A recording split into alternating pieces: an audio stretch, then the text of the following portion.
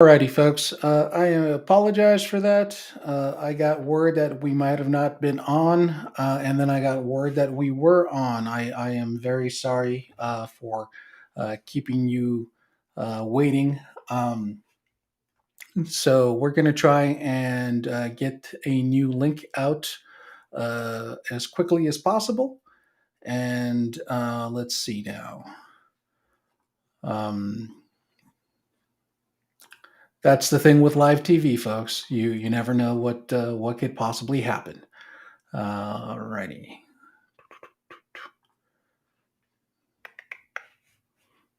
Hmm.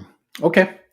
Well, I will continue. Hopefully, everybody can still see and hear me. Um, so it shouldn't take me too long. Good or bad, with just me, there's no usual banter going back and forth. There's no humor. There's not that many stories out there. So I apologize for if you didn't catch me at first. Didn't you have the right link? Um, hey Josh, I see that you finally joined. Sorry about that, buddy. I don't know if I got you the right link. It might have been something on my end, but it does look like we are finally able to be seen and hopefully heard as well. Okay. So just to reiterate quickly, if you came in a little bit late, um, we were talking about talk therapy and counseling. The definitions of therapy is a treatment of a mental or psychological disorder by psychological means, usually done. Usually done by a therapist or I'm sorry, a psychiatrist or a psychologist. These people know what they're doing. They get paid very well to keep to keep us in check, and they also have the ability to prescribe medications as needed. A counselor uh, uses the process of addressing emotional, social, work, school, and physical health concerns that people might have at different stages in their lives. This could be done through a guidance counselor, a professional counselor if you're going through the vet center at the VA, a teacher, somebody that's close to you, that kind of thing. But they are not able to prescribe medications to you. Okay. Then we went into the informal counseling a little bit. We talked about it. The one-on-one, an informal counselor could be a friend, a loved one, a family member, a coach, a mentor, somebody that you love, that you trust, and that has your back. It doesn't have to be somebody that's formally trained. Somebody that just simply has your back and is looking out for your best interests and can help guide you. It's especially helpful. I had a few mentors in my life, as I said previously, that just kind of helped guide me through some of these things. And I was very fortunate and very lucky to have that in my life. And look around. Don't dismiss the friends you have. Don't dismiss the family members you have, that teacher, that guidance counselor. These are all people that, have your best interests in mind. And if you're going through something, say something. It sounds redundant. If you're going through something, say something, right? But it's true. If you're going through a hard time and you keep it hidden, it's hard for anybody to help guide you or get you out of that rut, or just even listen and not do anything else. But just the act of listening can be very therapeutic, definitely therapeutic.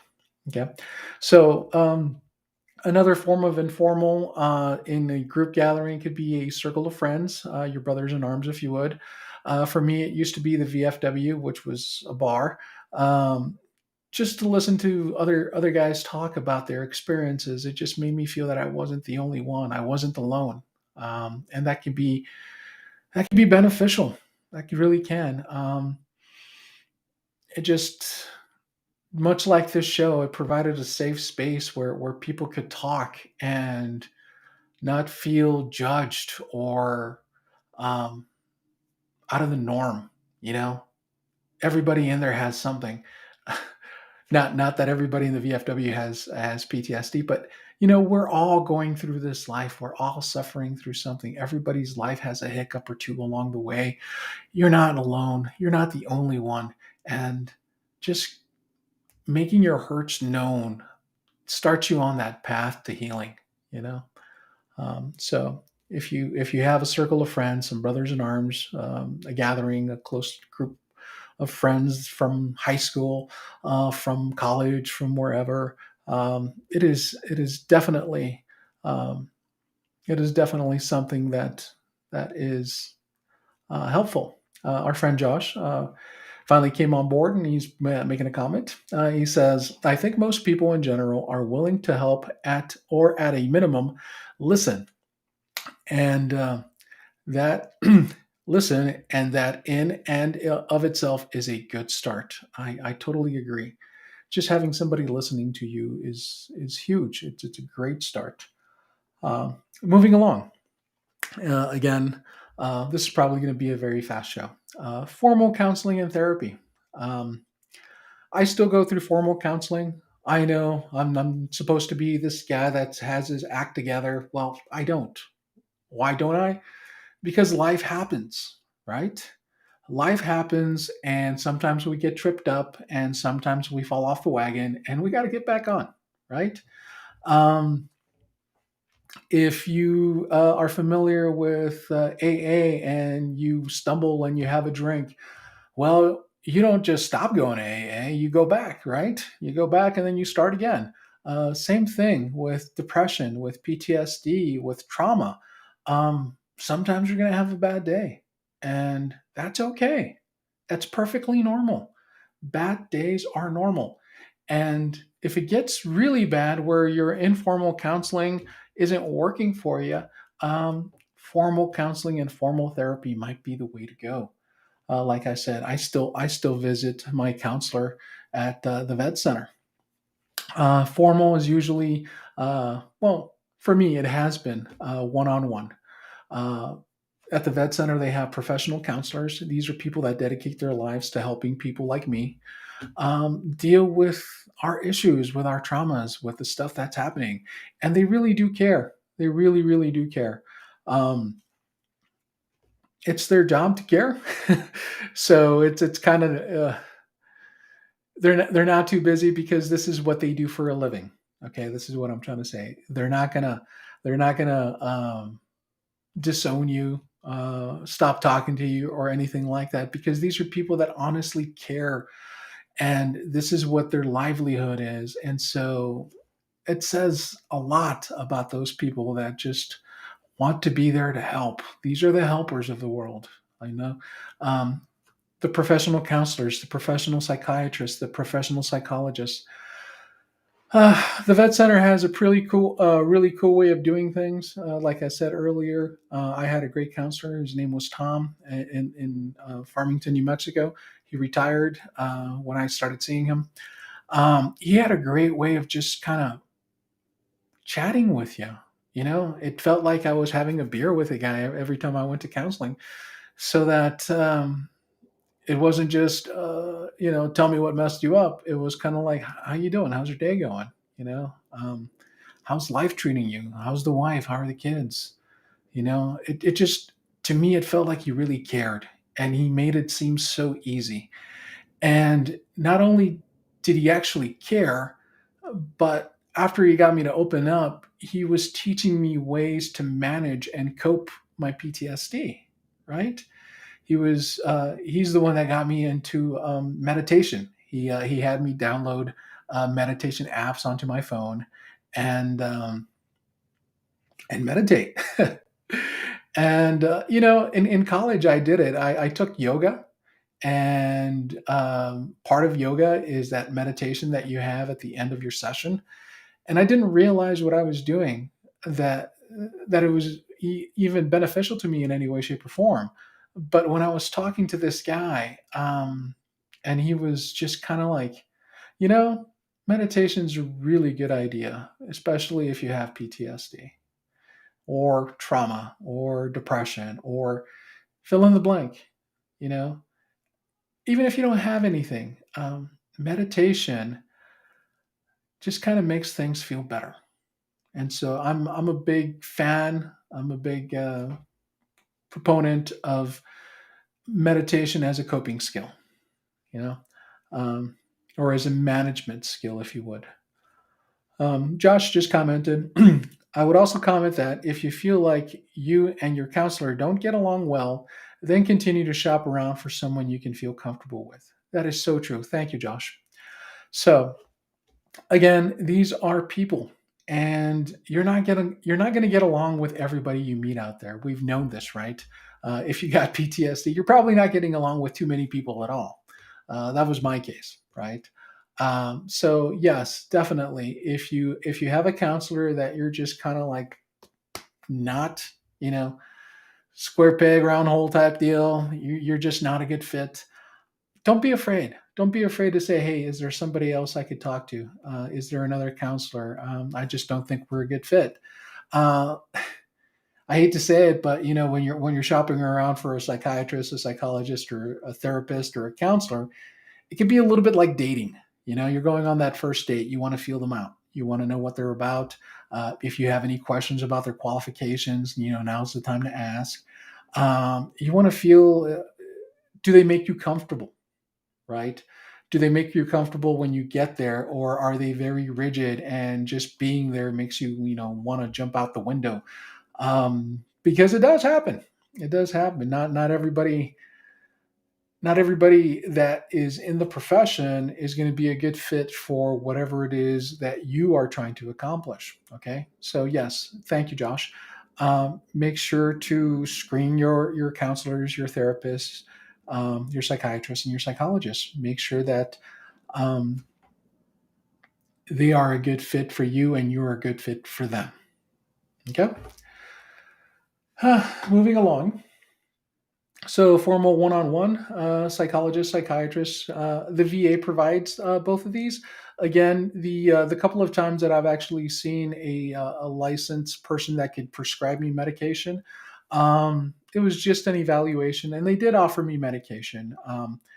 Personally, I turned it down for my own personal reasons. Okay, medication I just didn't feel was going to be my way of doing it, because I know me, and I know that I can be a little pill averse at times. But I also understand that there's plenty of people out there that medication is going to help. If you are at that point where you've tried meditation, you tried some other things, or maybe you just don't want to, and you're given the option for medication, please don't dismiss it. Really consider it. Okay, really consider it. Um, weigh the pros and the cons um, of each medication, because there's a lot of them out there, and each one of them has different side effects. So don't just be willing to accept anything that they give you, as you know. But again, don't dismiss it if they try to give you some kind of medication. The medications that I was offered at the time, this was many moon ago, um, my understanding was they kind of doped you up a little bit, and I was working on my certification for teaching, and I was also teaching high school. So I felt personally that if I were to be doped up throughout the day, I wasn't going to do a good job with my studies, and I wasn't going to be able to do good by my students. So I turned the medication down for those reasons. Okay. Now, if the medication is something that's going to be available to you and it's going to be able to help you, please consider it. Please consider it. Don't dismiss it right away. Weigh the good and the bad, and yeah, yeah. Let's see now. The VA does offer psychologists and psychiatrists. There's also community care if you're in an area that usually in rural areas, if I can say that right, where you're a veteran and they might have a clinic nearby, or you have to drive 6 hours from Montana to Washington State to go to the VA in Spokane. I've seen this. I've been witness to this. I have friends that have to do that. Sometimes seeing a counselor or a therapist once a week isn't a viable option. In those situations, I'm understanding that there's something out there called community care, where the VA will actually pay a local psychiatrist, psychologist, therapist, counselor to see you. They will foot the bill. Okay, so that is no longer an excuse if you're a veteran. If you're not a veteran, shop around. Shop around. They're not terribly expensive. They can usually work with you. Your mental health is definitely worth it. It's worth the price of admission. Feeling better is worth the price of admission. Unloading some of these issues is worth the price of admission. So please, if you realize that you need a trained person to help you, um, don't let that deter you. There's plenty of things out there. There's, not just within the VA, but it is my understanding that Medicare and Medicaid are also available if you are suffering from, some of these mental disabilities, or if you're just going through a rough time. Okay. There's also free 1-800 numbers that you can call. You don't have to call when you have the gun in your head, right? You can call them up and just say, "Hey, I am having a really rough time. Um, can you guide me? Can you tell me where I can go? Can you help me here? Can you help me where I'm at? Can you help me over the phone? Can you help me over the internet?" This is the age of computers, cell phones that can you can see the other person. You can just simply talk to a therapist over the phone. Um, you know, we're out of excuses. We are literally out of excuses. So if you need one, um, do a little research. There's plenty of stuff out there, and I hope you do find them. I really do. They are definitely something that you want to do. Group therapy. It is my understanding. I haven't participated in any group therapy myself, but it is my understanding that there are PTSD groups through the VA, through the Vet Center. Some informal, much like this show where we try to create a safe space. Um, you know that kind of thing. AA. If your trauma has led you to drinking and addiction, the AA might help you with the drinking and the addiction, but they're also going to try and help you with that group therapy thing to try and find out what's going on with that, whatever your addiction might be. Generally, an addiction doesn't just randomly happen. We start self medicating to deal with some of these other issues. Um, Even if you're not an addict of any sort, maybe you're a family member of an addict, that's where Al Anon comes in. Al Anon is basically a group therapy for family members and spouses and people that have lived with somebody that is on the addict scale, if you would. You too have suffered through trauma.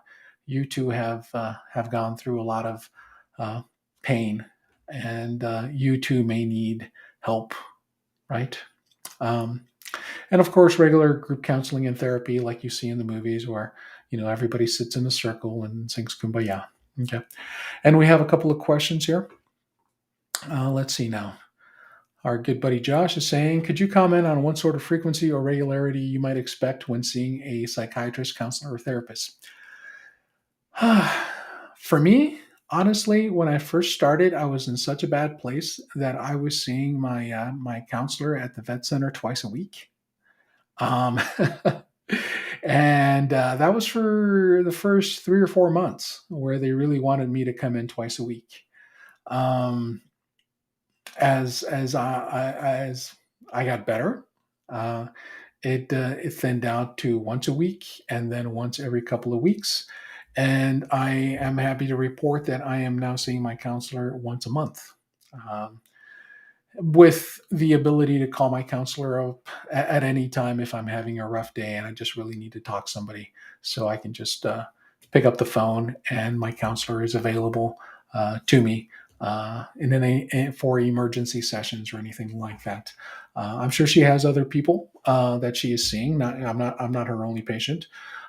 So I keep that in mind. I haven't had to use her, crossing my fingers here, but keep in mind that you might call and they may not be able to help you right away, but they may be able to squeeze you in if you really need it.